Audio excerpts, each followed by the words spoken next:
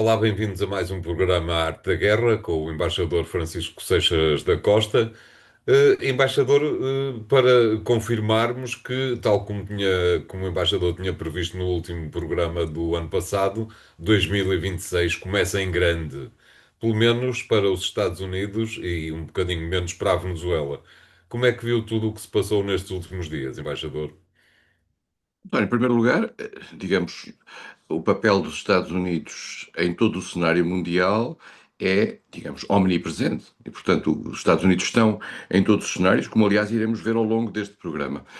E, portanto, Trump não nos desilude, de certa maneira, tornando-se na figura central todas as semanas, e desta vez começou por uma ação que mais ou menos já se podia prever, não sabíamos exatamente o formato que ela iria ter, mas uma ação junto à Venezuela. A Venezuela, gostava de lembrar, já esteve presente no imaginário, digamos, bélico ou pelo menos confrontacional dos Estados Unidos no primeiro mandato de Trump. Não houve, digamos, um cerco à Venezuela. No fundo, muito daquilo que se passa na Venezuela em termos das grandes dificuldades que o país vive, não obstante ter uma riqueza petrolífera muito grande, derivam, independentemente daquilo que forem a má gestão interna do país, mas deriva muito do cerco do boicote que foi feito à Venezuela, liderado pelos Estados Unidos. E isso já vinha do passado, no fundo prolonga, ainda que numa fase, numa forma menos clara, aquilo que os Estados Unidos já vinham a fazer em relação a Cuba, e já lá iremos na ligação entre os dois cenários.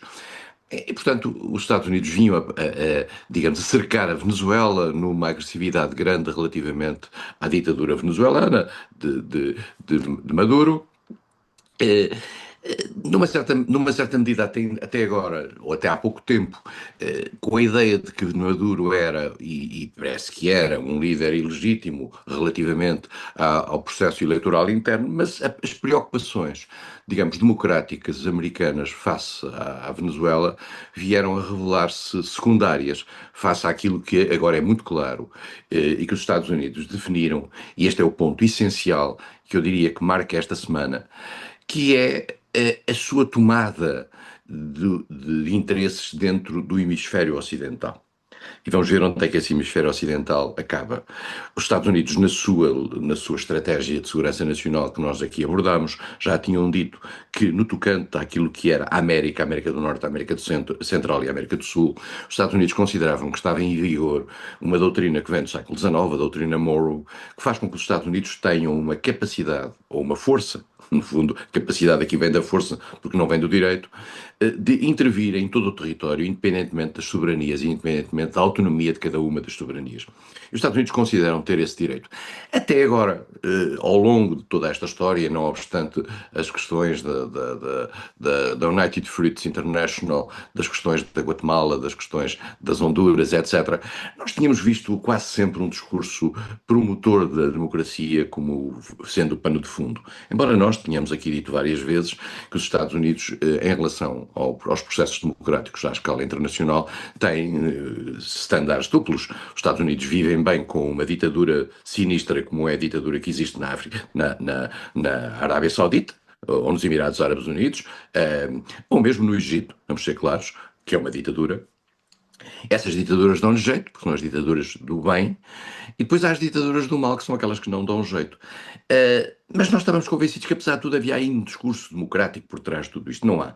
E a prova provada foi que Trump disse claramente, e os seus assessores, e há uma declaração extraordinária de Stephen Miller, dada à CNN, em que diz: Nós somos uma superpotência e queremos exercer o nosso poder sobre o mundo do nosso hemisfério com a possibilidade de termos ao nosso dispor todos os recursos que estejam aí necessários e que sejam importantes para nós.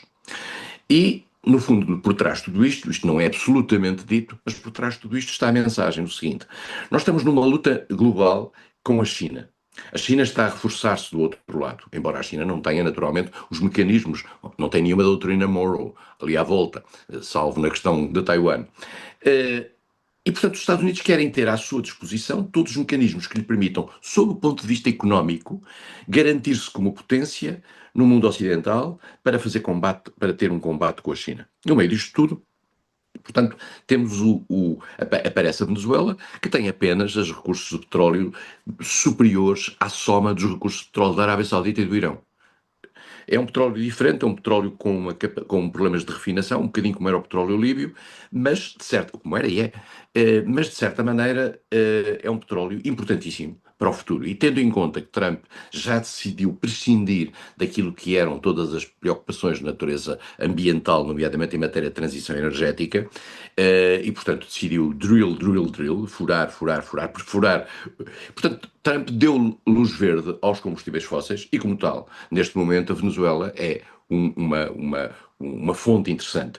Trump já disse, inclusivamente, num tweet há menos de 48 horas, estamos a gravar isto na quarta-feira, que a Venezuela já tinha dito que daria entre 50 e 80 mil milhões de barris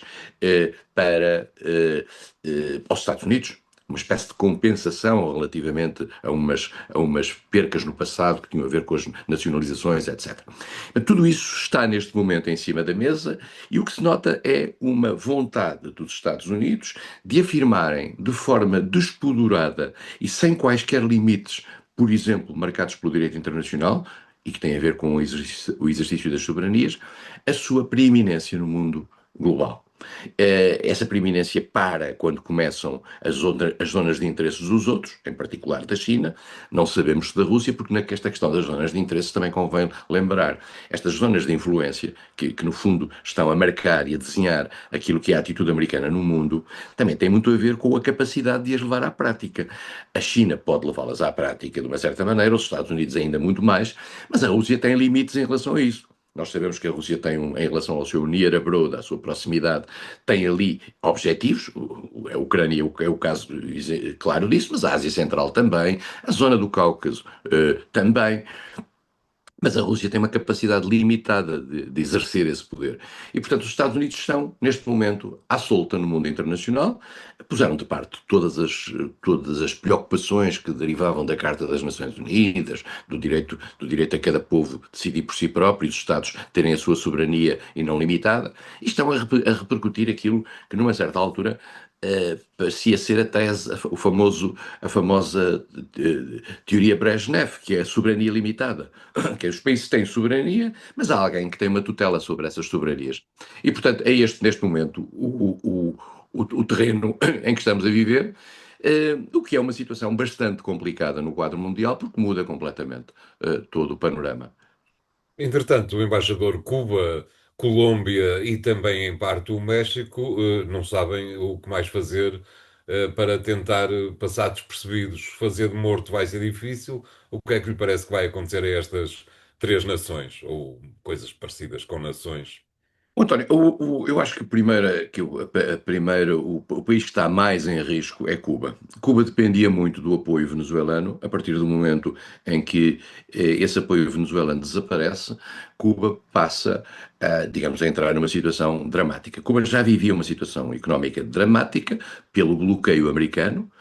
E já agora eu gostava de lembrar às pessoas que nos estão a ouvir que esse bloqueio americano, ao longo das décadas, tem vindo a ser denunciada por vários países ocidentais, nomeadamente Portugal.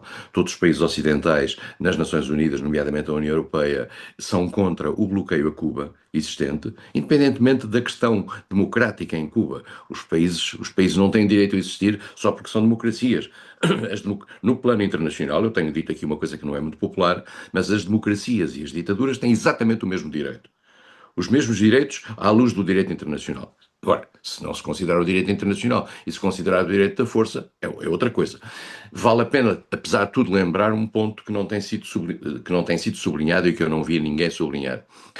Os Estados Unidos não têm nenhuma autoridade moral para defender a democracia à escala internacional, porque eles próprios, na sua relação com os seus parceiros e com os outros países, não respeitam a democracia.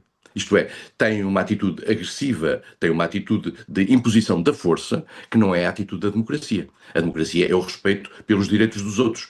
Os Estados Unidos não têm isso. Portanto, vir com a história de que os Estados Unidos são uma grande democracia e, portanto, têm esta predominância, não é verdade. Os Estados Unidos não respeitam a democracia à escala internacional e nós verificamos constantemente que os Estados Unidos também não a respeitam ao nível dos países com os quais trabalham no quadro global.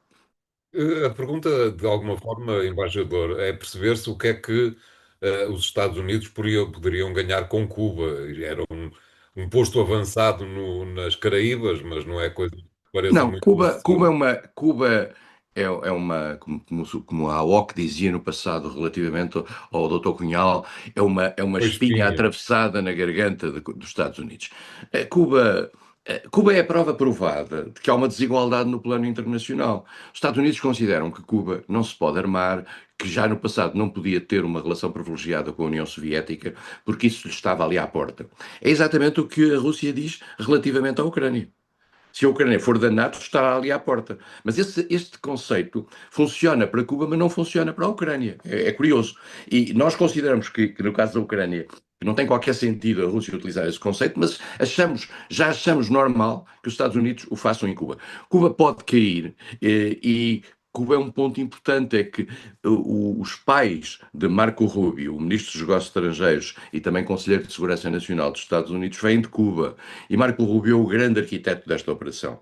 E, portanto, quem um dia conseguir, porque temos que nos lembrar, já não sei quantos presidentes, 10 presidentes, a que Fidel de Castro sobreviveu. Portanto, se Cuba cair durante o tempo de Donald Trump, Marco Rubio tem aqui uma carta para mostrar, nomeadamente no quadro da sua eventual tentativa de ser o candidato presidencial pós-Trump, coisa que pode criar, aliás, uma tensão interessante dentro da administração americana entre J.D. Vance e Rubio. Rubio tem um problema grave, António, porque nós falamos da Venezuela, mas a Venezuela tem que ser um caso apresentável, isto é, Rubio tem 3 anos à sua frente, que são os 3 anos que Trump tem para sobreviver, ou 2 anos e meio, tem que mostrar serviço, isto é, a Venezuela tem que funcionar de forma eficaz. Os Estados Unidos têm uma escassíssima capacidade, já se verificou, de fazer, às vezes fazem o regime change, mas a seguir não fazem o national building. Isso é mais complicado para os Estados Unidos, porque é preciso atores nacionais. Mas já agora respondo a uma questão que o António colocou aí rapidamente, a questão do Brasil e a questão do México. Eu não acredito que os Estados Unidos façam mais do que uma pressão sobre o Brasil e sobre o México.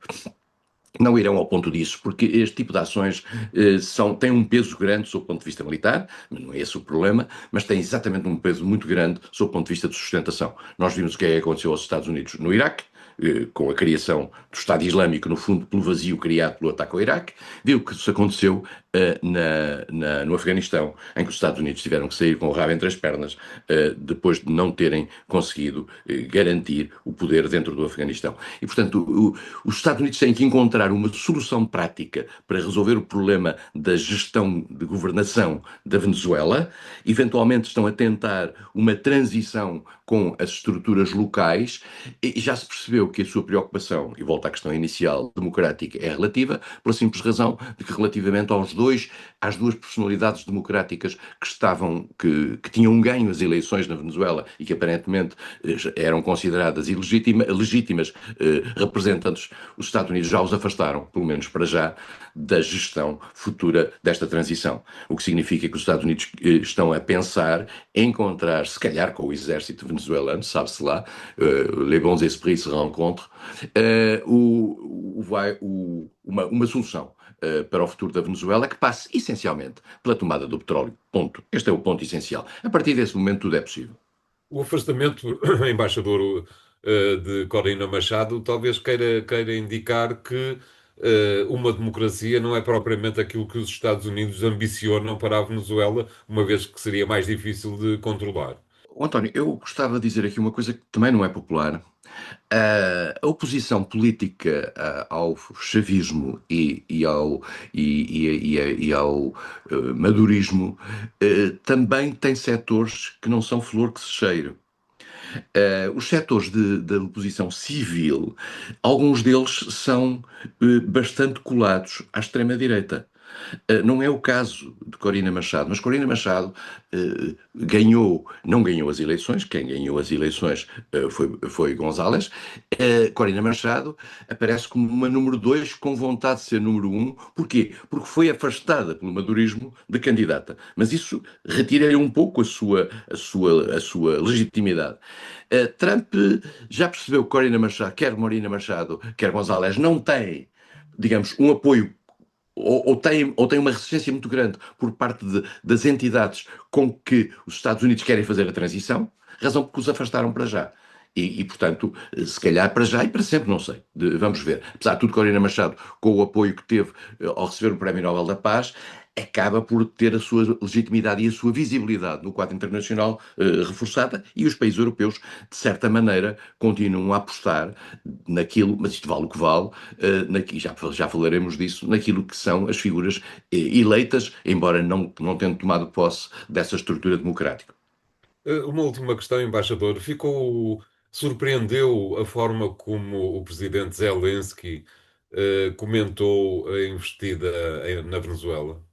Não, não. O coitado do Zelensky vive num mundo, noutro mundo, e fez um comentário, digamos, que é dizer que os Estados Unidos sabem bem como é que vão atirar abaixo um ditador. Quer dizer, é fazer um golpe de Estado em Moscovo. Quer dizer, Zelensky diz o que pode, enquanto pode dizer alguma coisa. Obrigado, embaixador. Vamos fazer aqui o primeiro intervalo do programa de hoje. Voltamos já de seguida com o segundo tema, que tem quase tudo a ver com este. Até lá, obrigado.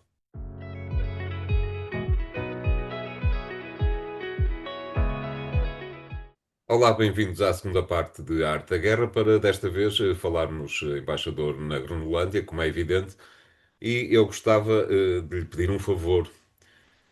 Convença-me de que 2026 não é o ano da morte da NATO. Pois, não sei, não sei. Embora, António, nós possamos fazer as coisas ao contrário, quer dizer, quem sabe se a Groenlândia não é a salvação da NATO. E vou dizer isto da seguinte forma: os Estados Unidos têm uma grande base na Groenlândia. É um pouco esquisito que os Estados Unidos, que são a única entidade estrangeira que tem uma grande base na Groenlândia, eh, se sintam com vontade de ainda se imiscuir mais na Groenlândia. Nós já vimos pela parte das declarações, quer de Trump, quer de J.D. Vance, quer de vários outros, digamos, tenores da administração americana, a ideia de que a Dinamarca, que está desde o século XVIII na Groenlândia, que é um país pequeno, que tem apenas pequeno no sentido da população, que tem 50 e tal mil pessoas, como tamanho tem 20 e tal vezes o tamanho de Portugal. E é, na maioria dos casos, gelo. A Groenlândia tem um papel vital no quadro internacional, é verdade. Porque no momento em que há um aquecimento global e há um derreter da zona do Ártico, o tráfico através do Ártico, quer chinês, quer russo, quer americano, está a intensificar-se. E, portanto, para um poder como os Estados Unidos, à escala global, a importância de controlar o Ártico é vital. Mas a grande questão está em saber se é necessário invadir a Groenlândia ou comprá-la, como há uma declaração que tem poucas horas de Marco Rubio, que diz que os Estados Unidos disse num encontro com senadores americanos, senadores e congressistas americanos e membros de representantes americanos, disse que provavelmente os Estados Unidos iriam tentar comprar a Groenlândia. Já estamos assim na compra dos países, não sei quanto é que dão pelas lajes depois e pela terceira. Se calhar não precisam dar nada. Mas o que acontece é que os Estados Unidos vão, a meu ver, eu posso estar completamente enganado, e vou aqui pôr a cabeça no cepo. Eu acho que os Estados Unidos vão encontrar um modus vivendi com a Europa e com a Dinamarca para a sua presença na Groenlândia. Eventualmente uma presença acrescida, eventualmente uma presença com mais forças. Isso pode passar por um papel acrescido da NATO nessa zona. E isso poderia significar a resposta àquilo que o António colocou, que é uma sobrevivência da NATO através da Groenlândia. Isto é, a NATO passaria a ter ali um papel grande, e a NATO, vale a pena dizer, chama-se Estados Unidos. E, portanto, eu não sei se os Estados Unidos estão dispostos a comprar uma imensa guerra com a Europa, uma guerra teórica com a Europa. A Europa reage sempre A Europa tem umas balas de papel, que são balas de comunicados, em que diz coisas graves, particularmente quando lhe dão uma bofetada na cara, mas diz coisas graves no papel. E depois não faz nada pela simples razão de que não tem coragem para pôr em causa todos os seus interesses comerciais relativamente aos Estados Unidos. A Europa nunca disse uma palavra sobre a possibilidade de, por exemplo, limitar, em matéria de serviços, o acesso dos Estados Unidos à Europa, mas levou uma grande bufetada em matéria de tarifas sobre produtos e mercadorias. E, portanto, a Europa está hoje, faz um peito verbal, e faz Bem, uns embaixador, comunicados, faz quando faz, não é? Porque esta faz quando semana, faz. depois da, peço desculpa por interromper, depois de a primeira-ministra dinamarquesa ter dito que se os Estados Unidos tocassem na Groenlândia, a NATO parava, no dia seguinte, os principais líderes europeus vieram explicar que exatamente ao contrário, era a NATO que iria possibilitar a defesa da Groenlândia. É evidente que a NATO não fará nada que os Estados Unidos não queiram. Ponto. Este é o ponto. Primeiro ponto. Em segundo lugar, a primeira-ministra dinamarquesa, com todo o respeito democrático que merece, tem que perceber que a Dinamarca não sai da NATO se não houver uma decisão do Parlamento dinamarquês, não do governo dinamarquês. E, portanto, o governo dinamarquês pode querer sair da NATO, mas o Parlamento pode não querer, porque pode ter um outro. Claro, eu estou convencido que se de facto houvesse uma invasão da Groenlândia pelos Estados Unidos, a Dinamarca, digamos, entraria em rebuliço e muito provavelmente quereria sair da NATO. Mas dito isto, a Primeira-Ministra não pode ter a autoridade de dizer aquilo daquela maneira. O que pode acontecer, de facto, quer dizer, na Europa, a Europa está esmagada, digamos, entre a sua impotência e a sua impotência. E, portanto, quer em relação à China, quer com a dificuldade que tem em relação à Rússia por causa da Ucrânia, quer relativamente aos Estados Unidos, que cada vez mais têm atitudes não apenas de desprezo, mas também quase de agressão verbal face à Europa e de desrespeito face à Europa. Aliás, Talvez a pergunta, peço desculpa, volto a interrompê-lo. à vontade. Talvez a pergunta que vale a pena, obrigado, que vale a pena ser colocada é para os Estados Unidos, onde é que é a fronteira ocidental do hemisfério ocidental? Isto é, acaba na Groenlândia ou vai até à Ucrânia? Essa é uma boa questão. E inclui, se nós nos lembrarmos bem, um país que nós não falámos, que é o Canadá. Os Estados Certo, Unidos, aliás, se não olharmos é. para o mapa mundo, A a lógica, Groenlândia a devia ser lógica é essa. canadiana. Não, e esse aborrecimento que é ter entre o território central dos Estados Unidos e o Alasca, um país que, por acaso, é membro do G7, um dos países mais ricos do mundo, é uma das democracias mais avançadas do mundo, é um país com uma qualidade de vida extraordinária e com uma capacidade de fornecimento de serviços sociais que não tem paralelo nos Estados Unidos, isso é um pormenor para os Estados Unidos. E que Isto faz é parte da coligação dos dispostos, ainda por cima. Exatamente. Mas, portanto, porque está. Mas a coligação, a Coalition of the Willing, não é necessariamente algo que os Estados Unidos gostem muito, embora lá tenha ido à última reunião Witkoff e Jared Kushner. Mas, portanto, os Estados Unidos, digamos, estão-se nas tintas, para utilizar uma expressão muito simples, para aquilo que são os países, os seus supostos aliados, e estão dispostos a fazer o que for necessário para pôr em prática os seus interesses. Aliás, nunca, António, na história recente, pelo menos na minha vida, eu ouvi alguma vez um país afirmar-se tão disposto a levar à prática todos os seus interesses, independentemente dos interesses dos outros, como os Estados Unidos de Trump nesta segunda mandato. E, portanto, as coisas estão hoje muito claras. As coisas estão hoje extremamente claras relativamente àquilo que nos pode que podemos esperar. Resta saber se é possível ou não encontrar fatores de acomodação, se os Estados Unidos têm vantagem ou não aqui ou ali de encontrar fatores de acomodação. E eu volto a dizer que, se calhar, no quadro da Groenlândia, pode ser que haja ali uma acomodação, tendo em conta que, aparentemente, os Estados Unidos já lá têm um pé e que não tencionam, obviamente, tirá-lo de lá. Nenhum outro país tem na Groenlândia uma posição como tem os Estados Unidos, e, portanto, não tem grande sentido, digamos, tornar a Groenlândia o 52º Estado americano, quer dizer, não passa pela cabeça de ninguém, até porque, digamos, provocaria um grande frio na espinha europeia, dado que o país é muito frio. Frio, mas não mais do que isso, digo eu. E pergunto-lhe, embaixador, era capaz de ser razoável acreditarmos em Steve Miller, de quem o embaixador já falou neste programa, quando diz que não está a ver que os países europeus se dessem ao trabalho de se armarem para se confrontarem militarmente com os Estados Unidos na Groenlândia. Eu não gosto de estar de acordo com Steve Miller, mas estou, neste caso específico, é evidente que ninguém fará frente militar aos Estados Unidos. Ponto. Em nenhuma circunstância, António. Que talvez se invadissem Paris, quer dizer, talvez houvesse ali da parte do Sr. Macron neste fim de mandato, em que as pressões externas parecem ser a força que ele não tem no plano interno, talvez houvesse uma reação. Mas fora disso, não vejo nenhuma força militar à escala internacional tem hoje capacidade de confrontar os Estados Unidos, a menos que sejam as forças de natureza nuclear. E a force de frappe francesa não é necessariamente aquela que vai ser mobilizada. A Alemanha não tem forças nucleares ainda.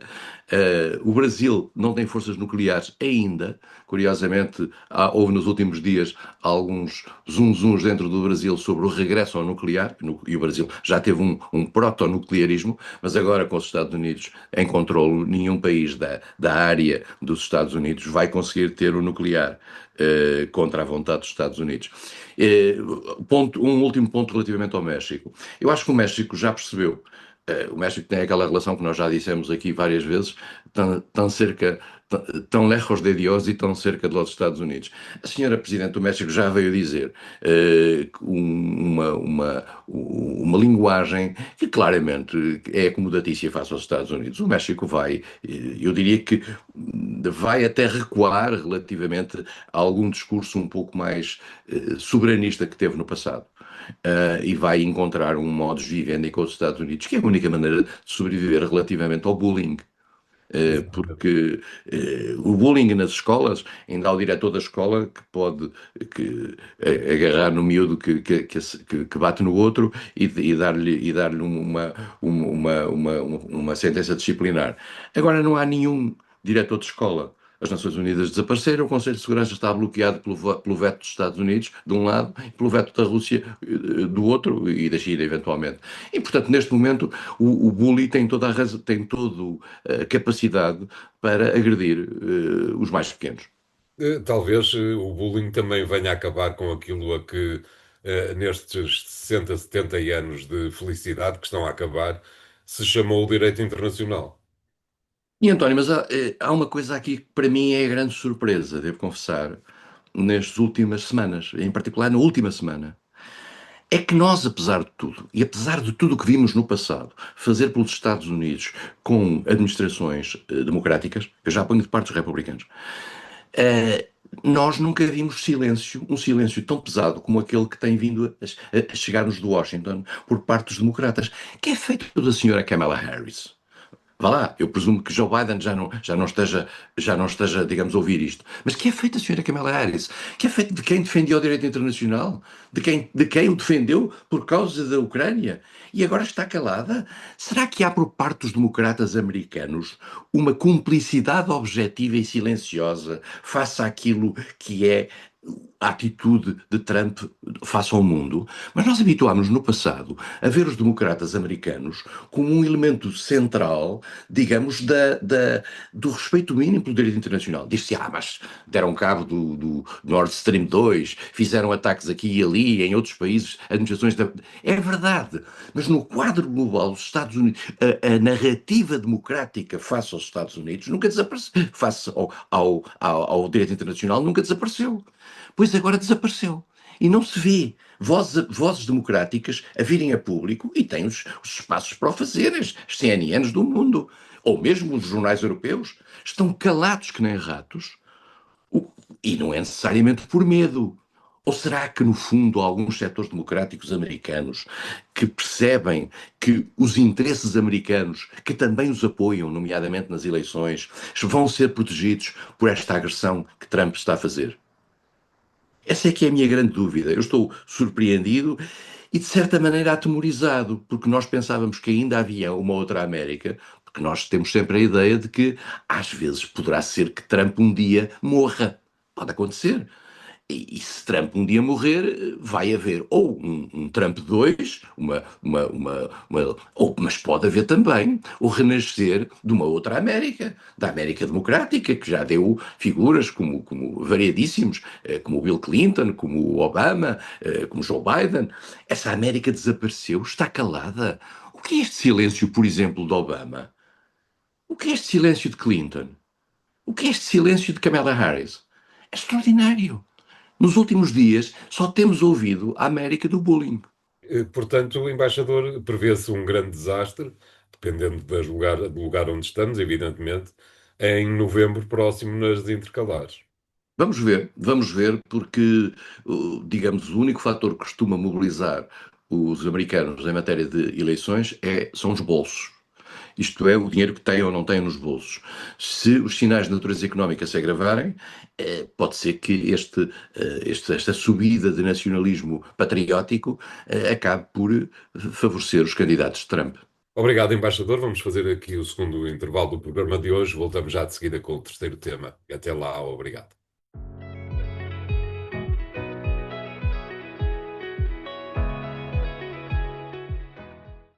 Bem-vindos à terceira parte da Arte da Guerra. Desta vez, embaixador, para lhe pedir que comente aquilo que têm sido os últimos desenvolvimentos na frente ucraniana, na frente das negociações, numa altura em que, no dia anterior a este em que estamos a gravar, a França decidiu e o Reino Unido também decidiram que colocariam forças depois da paz e num quadro de cessar-fogo, colocariam forças militares na fronteira que está neste momento, que é neste momento a frente de guerra entre a Rússia e a Ucrânia. Resta saber, e parece-me que não há grandes hipóteses disso vir a acontecer, que Moscovo aceite semelhante introdução no acordo que está a ser gizado nos Estados Unidos. Eu não sei se está a ser gizado nos Estados Unidos, já não se sabe bem onde é que estamos em matéria de acordo, porque tem havido acordos sucessivos e propostas sucessivas, e estas propostas sucessivas, no fundo, não têm sido checadas com Moscovo. Portanto, Moscovo ainda não. São propostas unilaterais, portanto, quer da Ucrânia, quer dos países europeus, digamos, chamado Ocidente alargado, quer dos Estados Unidos, não se sabe bem também qual é a posição americana nesse aspecto. Já há declarações diferenciadas de Witkoff face a esta matéria. E, portanto, nós não sabemos onde é que estamos neste momento. Sabemos apenas que para a Ucrânia não é um bom sinal que as atenções internacionais tenham sido concentradas na Venezuela, mas pode ser um bom sinal se os Estados Unidos, por essas atenções internacionais estarem concentradas na Venezuela, acharem que têm que facilitar a vida a Zelensky e à Ucrânia e estar um pouco mais com os europeus, até para não os antagonizarem em todos os tabuleiros. O que se tem visto nos últimos dias tem sido, digamos, no terreno, praticamente uma evolução mínima, mesmo lida por setores russos e ucranianos, é uma evolução mínima no terreno, o que prova que a Rússia não consegue avançar muito. Uma coisa que eu gostava que ficasse claro, e já que estou em testemunhos do princípio de ano, é que se acaso um dia tivermos tropas britânicas ou francesas no território ucraniano, isso significa que a Rússia perdeu a guerra. Na minha opinião. Perdeu a guerra, isto é, no sentido, perdeu o equilíbrio da negociação. A Rússia, esta para mim é uma linha vermelha que a Rússia tem desde o princípio, que é não ter tropas ocidentais da NATO, de países da NATO, vamos ser claros, dentro, independentemente de ter ou não o estatuto NATO, dentro da Ucrânia. A Rússia nunca deu abertura a isso, pelo contrário, achou sempre que exatamente a sua aventura na Ucrânia tinha a ver com a hipótese de afastar os ocidentais dali. E, portanto, o mais que a Rússia poderia aceitar na Ucrânia era operações de manutenção da paz feitas por outros países que não aqueles que tinham estado a apoiar a Ucrânia e, portanto, tinham que ver num quadro tipo Nações Unidas, tipo Bangladesh ou coisas do género. Bangladesh está na moda em Portugal e, portanto, também podia estar na moda na Ucrânia, ter gente do Bangladesh por lá. E, portanto, isso poderia, de facto, significar, digamos, uma espécie de ida para o modelo tradicional do peacekeeping das Nações Unidas. Não sei se estamos em tempo disso, se isso é possível ou não. Vamos ver, porque isto também, volto a dizer, depende muito dos americanos, depende muito da vontade americana que vai e vem, semana após semana. Volto a dizer, a aventura venezuelana pode ter alguma implicação na vontade americana. Vamos ver como é que ela se projeta. Os europeus vão tão longe quanto possível, fizeram uma coalition of the willing com os 30 países, mostrando a sua vontade de apoiar Zelensky, e aí há que dizer que os europeus têm sido bastante determinados naquilo que é o seu apoio à Ucrânia. Porque consideram que a Ucrânia é uma espécie de linha da frente dos seus próprios interesses, porque consideram que uma vitória russa na Ucrânia, fosse de que maneira fosse, mais de uma forma do que noutra, acabaria por fragilizar a sua posição de segurança, particularmente num tempo em que o outro lado do Atlântico já não lhes dá segurança nenhuma. Esse também é o ponto importante de tudo isto, porque num tempo em que os americanos eram a garantia absoluta da segurança europeia, em que o artigo 5º funcionava, em que havia uma declarações de Washington face a Moscou no sentido de dizer não arrisquem passar esta linha vermelha, os europeus estavam mais calmos. A partir do momento em que o artigo 5º desaparece praticamente, em que os americanos já se explicaram que se estão borrifando para a segurança europeia, os europeus começam a entrar em pânico e começam a tentar gerar a sua própria segurança por cima das suas divisões. Também vale a pena dizê-lo. E resta saber agora em que medida é que os europeus conseguirão levar à prática, nomeadamente no plano orçamental, a sua capacidade de gerar uma estrutura de defesa e segurança própria. Nunca será a um nível que possa confrontar a Rússia, vale a pena dizê-lo, no plano global, geopolítico global, embora no plano, digamos, de capacidades militares no terreno, provavelmente a capacidade militar conjugada dos países europeus face à Rússia é suficiente.